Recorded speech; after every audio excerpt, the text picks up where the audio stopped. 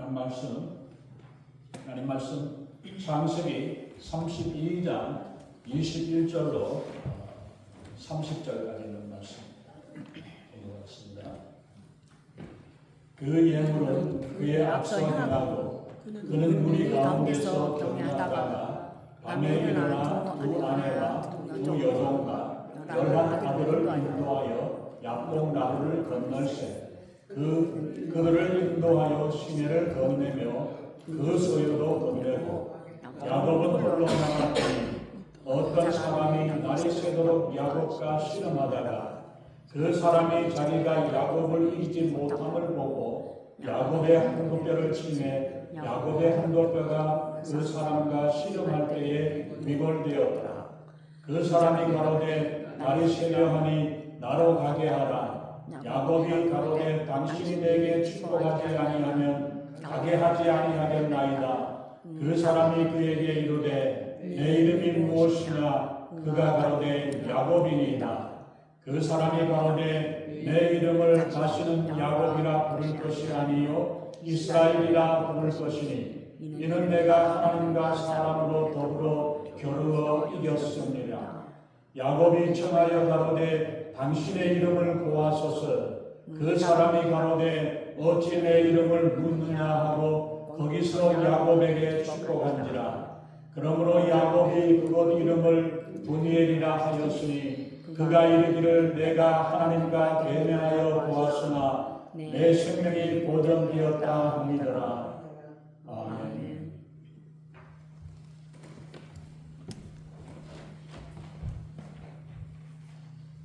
빌리 그레엄 목사님이 말씀하기를 자기 힘으로 신앙생활을 하면은 3년을 못 견딘다고 이야기를 합니다.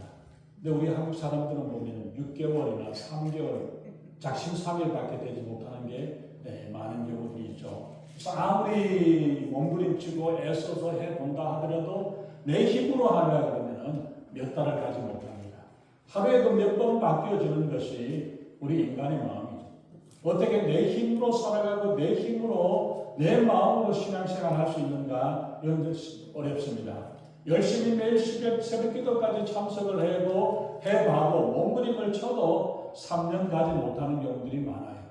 많은 사람들이 신앙생활 하다가 중간에 접어버리는 이유들이 바로 내 힘으로 내가 의지로 내가 하려고 하니까 안 되는 거예요. 왜 그런가 하면은 내 힘으로 내 의지대로 신앙생활을 하기 때문에 그렇습니다. 이제는 열심히 한번 믿어봐야지 뭔가 해봐야지라고 생각을 하고 시작을 하지만은 얼마 못 가서 포기해버리게 됩니다. 가장 좋은 예가 바로 여러분들이 앉아있는 그 자리에 의자에 앉아있는 모습을 보면 알 수가 있습니다. 또 비행기를 타고 갈 때에 비행기를 타고 가면 그냥 가만히 앉아있으면 됩니다. 근데 여러분들이 하늘을 날아가고 공중에서 한번 높은 데서 한번 날아보세요. 애써서 아무리 팔로 저어가도 금방 떨어져 버릴 수밖에 없습니다. 내 힘으로 살려고 하면은 안 되는 게 우리의 모습이라는 사실을 말합니다. 만약에 여러분들이 앉아있는 의자가 조금만 움직이고 삐덕거리다가 무너진다라고 생각을 하면 어떻겠어요? 지금은 아주 편안하게 너무 편안하게 앉으신 거예요. 그렇게 편안하게 앉아 계시는데 언제 앉아있을까 그게 마음에 두려움이 생기고 걱정이 되면 어떻게 해요? 앉을 때 어떻게 하느냐면은 힘을 주고 앉아요. 힙을 땅에 대지 못합니다. 왜? 넘어지죠. 무너지지 않으려고 애써가고 앉아있는데 앉기는 앉아있는데 앉아있는 게 아니에요. 더 고역이에요.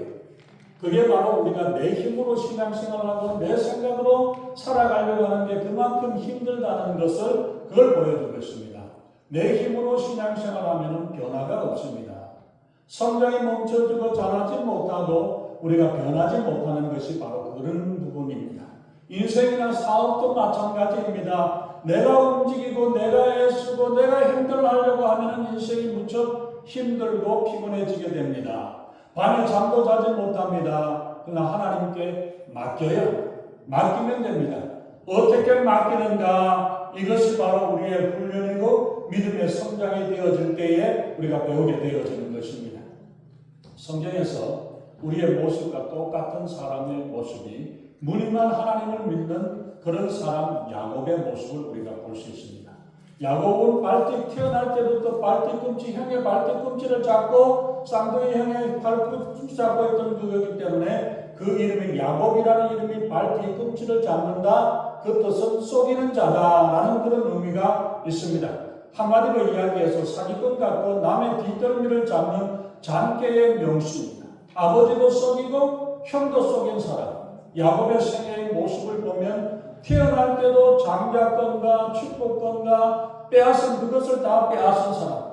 인생 잘 나가는 것 같았는데 에서에게 들켜가지고 도망가는 신세가 되었습니다. 도망가던 중에 베델이라는 곳에서 하나님을 만나게 되었죠. 하나님께서 내가 너와 함께하고 내가 너를 지켜주시겠다고 하나님께서 약속을 하셨습니다. 그 약속을 믿고 하나님 앞에 소원을 하며 이제 외삼촌의 집으로 가서 그 길이 800km, 2000리, 500마일이나 되는 그 길이었습니다. 그 길을 가서 거기서 20년 동안이나 야곱은 그곳에서 생활합니다. 홀로 단신으로 가서 20년 만에 두 아내와 두 여종으로부터 11명의 아들들을 데리고 수많은 종과 가축들과 재산을 가지게 되었습니다. 20년 만에 그러한 일들을 이루었습니다. 그러나 그동안에 엄청난 일을 겪었죠. 그렇게 쉽게 간단하게 해결되어지지는 않았습니다. 결혼을 하는데 속임을 당해가지고 결혼을 위해서 14년 동안이나 일을 해주어야 되었고 공짜로 물론 아내를 얻는 그걸로 그래서 두 아내를 얻게 되고 속임을 당했어요. 품삯을 10번이나 속임을 당하면서 외삼촌이었던 장인, 이제는 장인이 된 이 사람하고 보이지 않는 싸움을 하고 있습니다. 속이는 사기꾼의 명수였던 야곱이 외삼촌이자 장인이었던 장인에게 멋지게 속임을 당해가지고 어려움을 당하는 그 일들이었습니다. 그리고 하나님께서 지켜주시고 함께 하셔서 20년 만에 말씀드린 대로 거부가 되었습니다. 외삼촌에게 쏘가서 결혼을 하고 또 외삼촌에게 10번 월급을 받는 일도 10번씩이나 속임을 당하고 그리고 6년 동안에 멋지게 한방 먹인 야곱입니다. 멋지게 재산을 끌어모아가지고 야곱의 생각에는 지팡이 하나 들고 그 길을 들어가서 20년 만에 하나님께서 20년 동안의 생활을 했지만은 그래서 이만큼 얻게 되어졌고 11명의 아들을 낳게 되는 이러한 축복을 내가 받았던 것 이게 자기께로 이긴 줄로 생각을 했습니다. 자기 힘으로 성공한 줄로 착각을 했지만은 그 뒤에서 도우시는 하나님의 손길을 하나님의 역사를 깨닫지 못하고 있었습니다. 근데 이제 20년 만에 도저히 견딜 수 없어서 보따리를 다 싸가지고 고향으로 돌아가려고 합니다. 근데 귀국길에도 보면 죽을 뻔한 일이 벌어졌습니다. 그래서 장인어른 몰래 도망을 하려다가 들켜가지고 일주일 만에 찾아왔던 외삼촌을 만나게 되었는데 하나님께서 그 전날 밤 장인에게 야곱에게 손끝 하나 대지 말라 이 말씀을 듣고 할 수 없이 야곱과 언약을 맺습니다. 언약을 맺어서 서로 침범하지 않겠다라고 하면서 그렇게 해서 야곱을 그냥 내어보내게 되었죠. 그게 30장의 15절에 나오는 이야기입니다. 근데 야곱은 그 밤에 하나님께서 역사하셨던 그 일들을 제대로 알지 못하고 그냥 그래도 자신이 운이 좋아가지고 잘나서 그렇게 된 줄로 착각을 하면서 이제 내려갑니다. 그런데 어떻게 이런 사람이 복을 받고 믿음의 조상이 될 수 있겠습니까? 그 비밀이 32장에서 나오고 있습니다. 사실 28장부터 한 장 한 장 있는 말씀들을 보면서 우리가 살펴봐야 되는데 오늘 이제 28장 지난 시간 28장에서 32장으로 건너뛰게 되니까 다 줄여서 이야기를 합니다. 그래서 이제 외삼촌하고 불같은 조약을 맺고 난 다음에 이제 고향 땅 부모님이 계신 곳으로 내려가게 되었습니다. 근데 한 문제가 끝나고 나니까 그 다음 문제가 또 기다리고 있습니다. 이제 좀 편안하게 어떻게 해볼까 했는데 늑대를 피하니까 호랑이를 만나는 그런 격이 되어버렸죠. 해서가 보면 걱정이 되고 있습니다.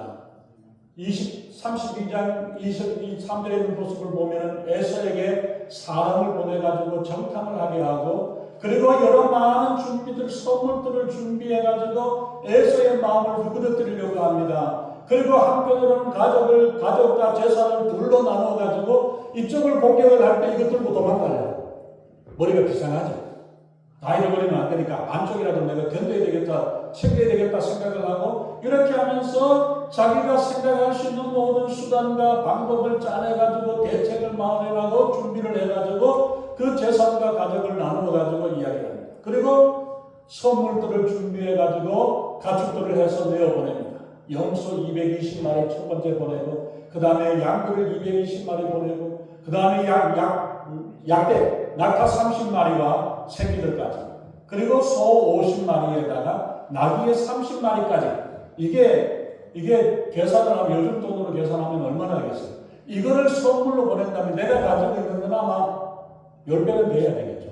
그 정도는 돼야 그래도 선물을 할 수 있지. 그러니까 얼마나 이 야곱이 얼마나 부자인가를 알 수 있고 그 20년 동안에 어떻게 했길래 그만큼 부자가 될 수 있냐? 자기 힘으로 될 수 없는 거예요. 하나님이 복 주셨기 때문에 하나님이 도와주셨기 때문이라는 사실을 우리가 알 수 있죠. 그런 가운데서 에서가 400명의 군사를 데리고 죽이겠다고 달려오고 있는 이러한 모습을 보면서 마음 졸이면서 이렇게 한꺼번에 보내는 것도 아니에요. 처음에 한 번 보내고 또 두 번째 또 보내고 세 번째 보내고 네 번째 5번을 걸쳐가지고 선물을 보내면서 그렇게 합니다.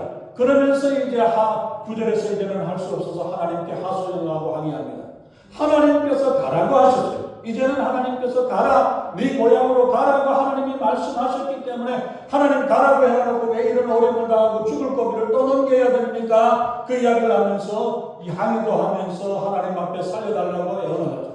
하나님께서 12절에서 말씀하기를 살려주고 복을 주시겠다, 걱정하지 말고 내려가라. 그래서 그 말씀에 순종했는데 어떻게 이런 일이 있습니까? 하나님 앞에 하소연을 하고 있습니다. 그때의 야곱의 마음이 어떠하겠냐고요. 32장 1절에서는 보면 그때 가는 길에 하나님께서 하나님의 사자를 보내셔가지고 내가 너와 함께 한다는 것을 보여주고 사인을 보여주셨어요. 하나님의 천사를 보내주셔서 내 가는 길에 하나님께서 함께 하신다고 하셨어요. 그런데 32장 7절에 있는 말씀을 보면 야곱은 심히 두렵고 답답하다 이 고백을 하고 있어요. 이야기를 하고 있습니다. 앞에서는 지금 400명의 군사를 데리고 에서가 죽이겠다고 달려오고 쫓아오는 이 모습을 보면서 마음의 안절부절 보통 두려워하는 게 아니라 심히 두려웠다. 심히 두렵고 답답해서 어떻게 할 수가 없다라는 이 이야기를 하면서 야곱에게 많은 재산과 아내가 있고 아들이 있지만은 부족한 것도 없지만은 그 마음에 심히 두렵고 답답한 모습을 보입니다. 그리고 답답함은 야곱의 마음이 지금 400명, 한 사람 두 사람 다니고 400명의 군사를 끌고 쫓아오면 어떡하겠습니까? 그런 가운데에서 어떻게 될까? 밤을 새워가면서 선물을 준비하고 작전 계획을 세우고 20절에 보면은 작전 계획이 있습니다. 잔머리 굴리는 그 머리 굴리는 소리가 살각살각 소리가 돌아가는 소리가 들리죠. 밤새워가면서 생각을 했는데 그래도 해결책이 없어요. 해결할 길이 없고 해답이 없습니다. 왜냐하면 인생의 해답은 하나님께 있기 때문에 예수님께 있습니다. 하나님께 나아가야만 인생의 해결책을 찾을 수 있고 해답을 얻을 수 있는데 내가 아무리 밤을 새워가면서 고민하고 생각하고 머리 굴리고 이런저런 고민과 생각을 해봐도 도저히 어떻게 해결해낼 수 있는 그 가능성이 없습니다. 그래서 22절에 보면은 그 밤에 일어나가지고 가족들을 다 내려보내고 건너보냈어요. 이제 돌아갈 수도 없고 건너갈 수도 없기에 다 보내지만 약곡방을 건너지 못하고 혼자서 밤중에 그 자리에서 머물러 다 건너보내놓고 야곱 혼자서 이리저리 안절부절하지 못하고 있는 그 모습, 그리고 그 밤을 지새우고 있습니다. 이 많은 재산, 내가 평생을 애를 써가면서 수고하고 그러면서 수고해서 모은 재산인데 하루아침에 어떻게 되어버릴지 알지 못하는 그러한 상태. 애들이 11명의 애들이 15살부터 줄줄이 그냥 연년생으로 11명이 있습니다. 이런 가운데서 아내로 내려보내고 홀로 남아있는 야곱의 모습입니다. 그래서 24절에 보면 야곱은 홀로 남았다고 말씀합니다.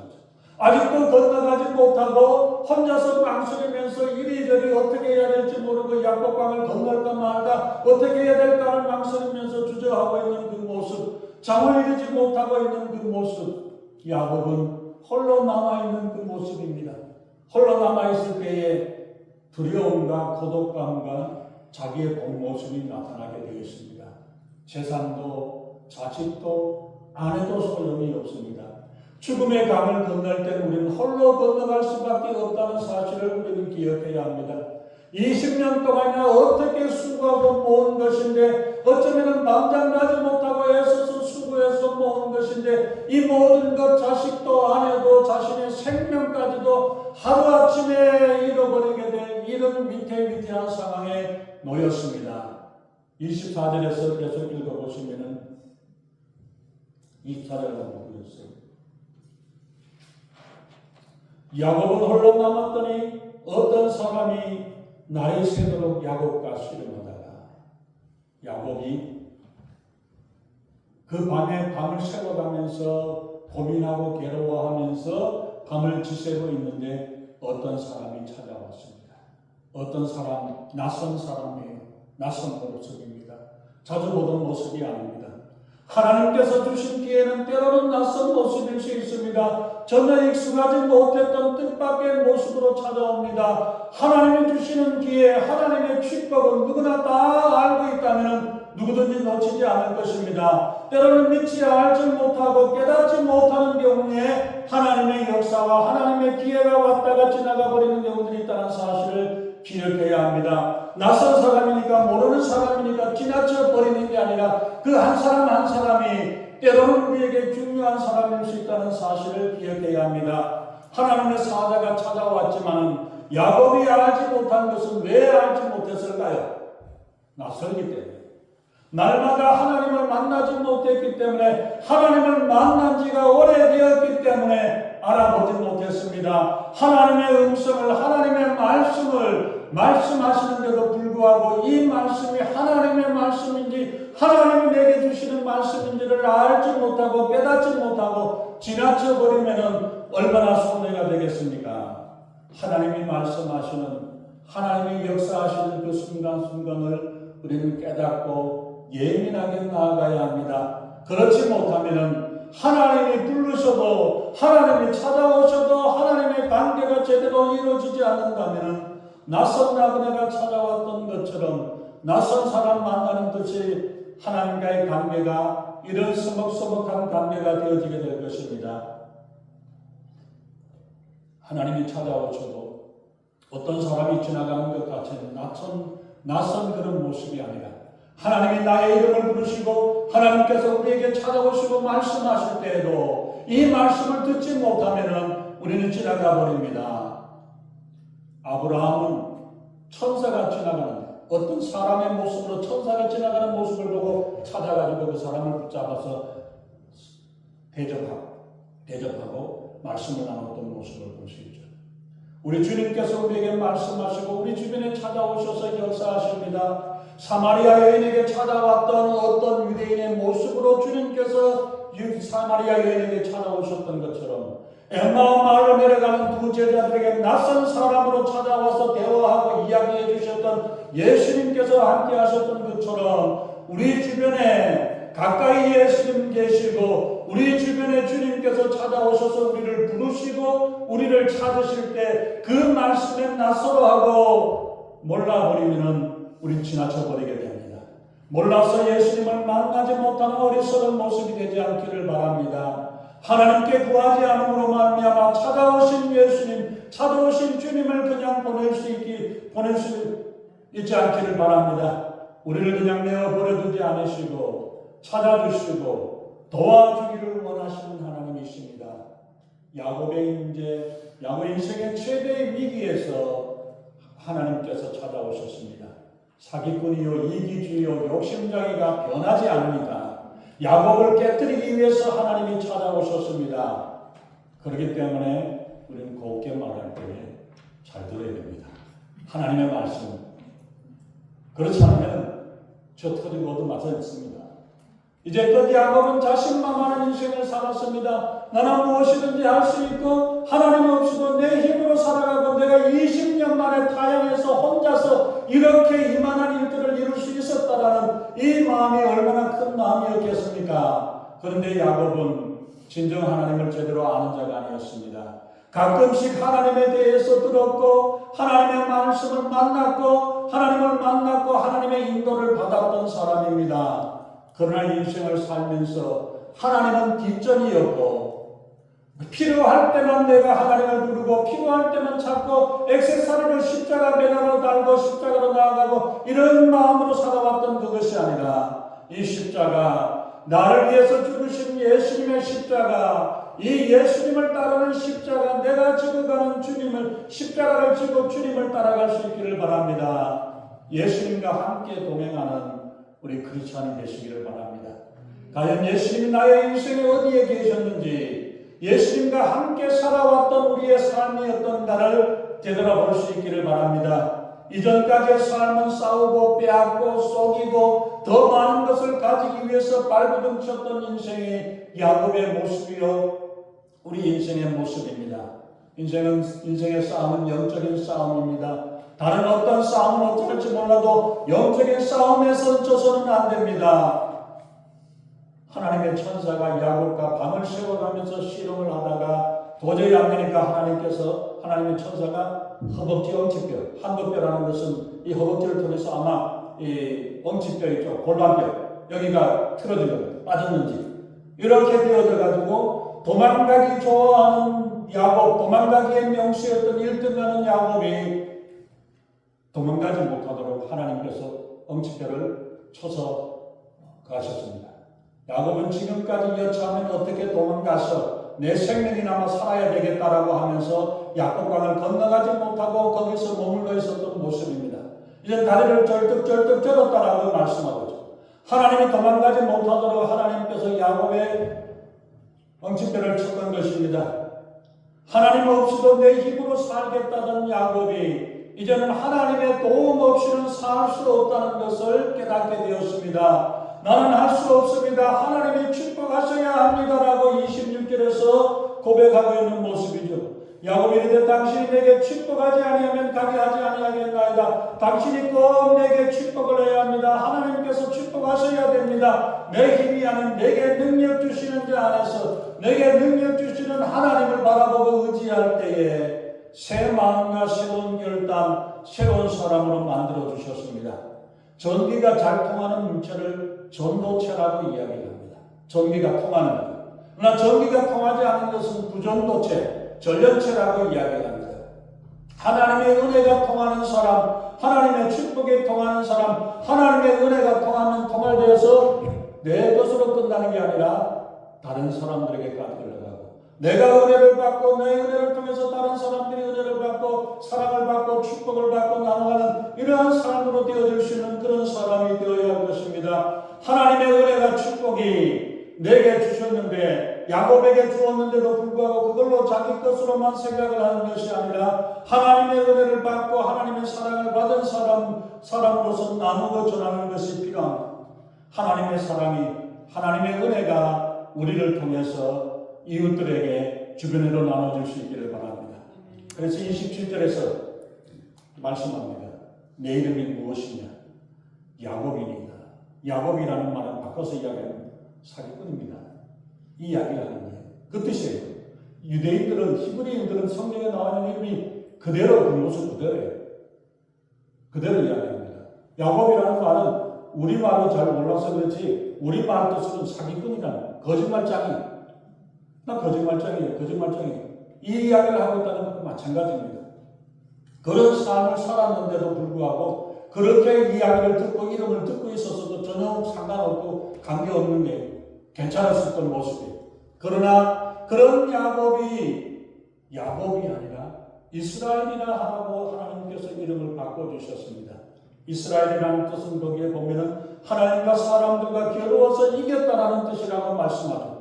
믿음으로 나와서 하나님을 붙잡고 하나님을 의지하는 모습을 귀하게 여기셨던 것입니다. 아버지와 아들이 싸우면 누가 이겨요? 당연히 아버지가 이겨야죠. 근데 어떻게 돼요? 져줘요. 져줍니다. 하나님과 야곱이 싸우면 게임이 안 되죠. 안 되지만 야곱에게 져주시는 거예요. 봐주는 거예요. 하나님께서 야곱을 사랑하셔서 야곱을 고치시고 바꾸시기 위해서 하나님께서 찾아오셨습니다. 하나님 복 주시지 않으면 안 됩니다. 하나님이 아니면 안 됩니다. 내가 가지고 있는 물질과 내가 가지고 있는 것들과 내 힘이 아니라 하나님의 은혜가 필요하고 하나님의 축복이 필요합니다. 하나님이 도와주셔야 됩니다. 나는 할 수 없습니다. 나는 어찌할 수 없습니다. 하나님께 의지하고 하나님께 맡길 때 하나님의 역사가 있는 줄 믿습니다. 하나님께서 역사하셔서 그 인생을 바꿔주셨습니다. 에서의 문제도 바꿔주셨습니다.